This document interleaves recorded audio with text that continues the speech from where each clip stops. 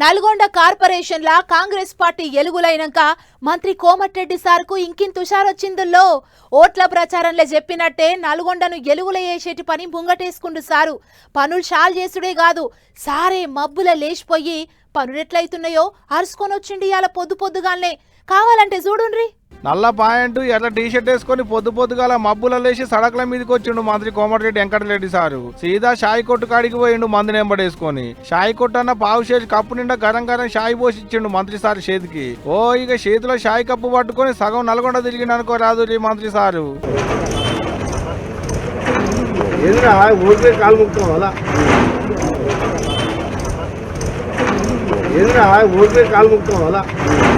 పొద్దుగాల 5ంటికి వెళ్ళేసి రోడ్డు మీదకి వచ్చిండు మంత్రి కోమటిరెడ్డి వెంకటరెడ్డి సారు. నల్గొండను నున్నగా చేసేటి కార్యం ఇది. మొన్న మున్సిపాలిటీ ఓట్ల ప్రచారంలో నల్గొండను అలిగిపూసినట్టు చేస్తాం, సర్కారు బళ్లను బంబాడుగా చేస్తాం, రోడ్లన్నీ ఎడల్పులు చేస్తాం, నున్నగా చేస్తాం అని చెప్పినుండే కదా.